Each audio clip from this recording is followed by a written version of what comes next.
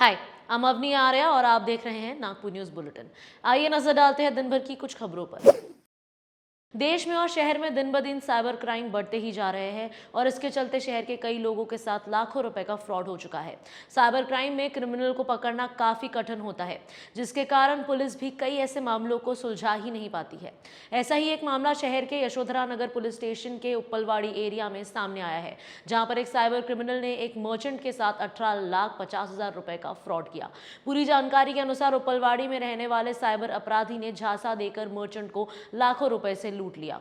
मामला उजागर होने पर यशोधरा नगर पुलिस स्टेशन में कंप्लेन की गई है। साइबर टीम की मदद से इसकी इन्वेस्टिगेशन चल रही है। अभी तक आरोपी का कोई सुराग नहीं मिला है। पूरी जानकारी के अनुसार मनिंदर सिंह जब्बल की उप्पलवाड़ी में फैब्रिकेशन की इंडस्ट्री है और वो सोशल वर्क से भी जुड़े हैं। मनिंदर सिंह के एक फ्रेंड जिसका नाम बग्गा है, वो कनाडा में रहता है। 16 और 17 नवंबर के दौरान मनिंदर को एक फोन आया। मनिंदर को लगा कि उनका फ्रेंड बग्गा कनाडा से बोल रहा है, लेकिन वो साइबर क्रिमिनल का फोन था। जैसे ही मनिंदर के मुंह से उसने बग्गा सुना, उसने अपने आप को बग्गा ही बताया। इसके बाद साइबर क्रिमिनल ने मनिंदर को बताया कि उसके फ्रेंड की दादी बीमार है। इलाज कराने के लिए वो 18,50,000 रुपए मनिंदर के अकाउंट में जमा कर रहा है। उसने मनिंदर से ये भी कहा कि ये पैसे मेरे फ्रेंड को दे देना। इसी दौरान आरोपी ने मनिंदर को एक मैसेज भेजा और बताया कि सर्वर डाउन है, पैसा जमा होने में टाइम लग रहा है। ऐसा बताकर मनिंदर से आरोपी ने कहा कि खुद के पैसे इस अकाउंट में डाल दे। मनिंदर को लगा कि उनके अकाउंट में 18.5 लाख रुपए तो क्रेडिट होने ही वाले हैं, इसलिए उन्होंने उस अकाउंट में 16 लाख रुपए जमा कर दिए। इस पूरे मामले के बाद मनिंदर को जब पता चला कि उनके साथ फ्रॉड किया गया है, तो उन्होंने सोमवार 21 नवंबर को यशोधरा नगर पुलिस स्टेशन में आरोपी के खिलाफ कंप्लेंट रजिस्टर की है। नागपुर के महाराष्ट्र पोल्यूशन कंट्रोल बोर्ड और एनएमसी की एनडीएस की टीम ने सोमवार को संतरा मार्केट और कॉटन मार्केट में कार्रवाई करके 400 किलो का बैंड प्लास्टिक जब्त किया है। इसका स्टॉक रखने और इसको बेचने पर 6 दुकानदारों से 30,000 रुपए का फाइन वसूल किया गया है। दोनों टीम ने इन मार्केट्स में 20 से ज्यादा दुकानों में इन्वेस्टिगेशन की। बैंड प्लास्टिक बेचने की कंप्लेन एमपीसीबी को मिली थी। इसके आधार पर ही ये कार्रवाई की गई। सोमवार 21 नवंबर को शहर के लोगों के मोबाइल पर एक मैसेज वायरल हो रहा था, जिस पर इंफॉर्मेशन दी गई थी कि नागपुर के पुलिस कमिश्नर अमितेश कुमार का पुणे ट्रांसफर किया गया है और उनकी जगह नागपुर के पुलिस कमिश्नर का चार्ज मिलिंद भारंबे को दिया गया है। लेकिन इसके बाद होम मिनिस्ट्री ने बताया कि ऐसी किसी भी तरह की ट्रांसफर की लिस्ट नहीं निकाली गई है, जिसके बाद ये पता चला कि ये लिस्ट फेक है। इस वायरल मैसेज के कारण दिन भर लोगों में इसी बात की चर्चा थी। हालांकि कुछ ही घंटों में इस फेक मैसेज के बारे में पता चल गया।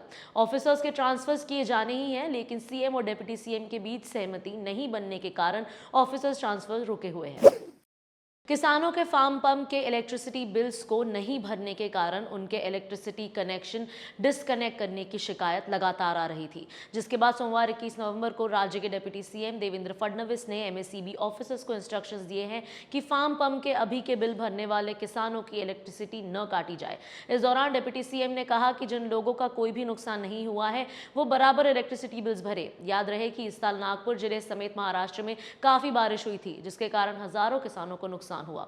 कपास, सोयाबीन की फसल का भी बड़ा नुकसान किसानों को झेलना पड़ा था। इस डिसीजन से बिल भरने वाले फार्मर्स को भी राहत मिलेगी। लंपी डिसीज के कारण फार्मर्स में काफी डर बना हुआ है। लंपी स्किन डिसीज अब तक नागपुर जिले के 2,808 जानवरों को हो चुकी है, जिसमें से अब तक 121 जानवरों की मौत हो गई है। इस बीमारी को रोकने के लिए वैक्सीनेशन कैंपेन सरकार की ओर से किया जा रहा है। अब तक 3,95,042 जानवरों का वैक्सीनेशन नागपुर डिस्ट्रिक्ट में किया जा चुका है। डिस्ट्रिक्ट में जानवरों की संख्या 4,18,548 है। लंपी स्किन डिसीज 13 तहसीलों के जानवरों में हुई है। इसके साथ ही राहत की खबर यह है कि अब तक इस बीमारी से 2022 जानवर ठीक हुए हैं। अभी फिलहाल 664 जानवरों का इलाज चल रहा है और 39 जानवर सीरियस कंडीशन में हैं। डिस्ट्रिक्ट एडमिनिस्ट्रेशन की ओर से किसानों से अपील की गई है कि इस बीमारी से घबराएं नहीं और अपने जानवरों का वैक्सीनेशन करवाएं। नागपुर यूनिवर्सिटी के प्रोफेसर से पैसे लिए जाने के आरोप में डॉक्टर धर्मेश धवनकर की जांच चल रही है।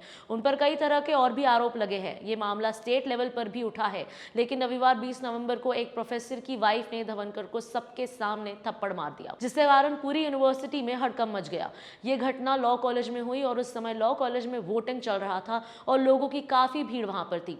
जानकारी के अनुसार धवनकर वोटिंग करने के लिए ही यहाँ पहुंचे थे।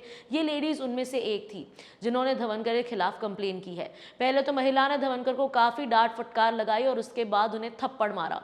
महिला धवनकर से कह रही थी कि अगर हरासमेंट से परेशान होकर उनके हस्बैंड ने सुसाइड कर लिया होता तो क्या उनको धवनकर वापस लाते। इसके बाद इस थप्पड़ की गूंज यूनिवर्सिटी के सभी प्रोफेसर्स की जुबान पर अब तक है। इस वीडियो के प्रोड्यूसर हैं विक्रांत शांडिलिया, स्क्रिप्ट लिखी है शमान अंतायडे ने और कैमरा के पीछे हैं भावेश महल्ले। आज के लिए इतना ही, कल फिर मिलेंगे नई न्यूज बुलेटिन के साथ। Nation next news hub for new India.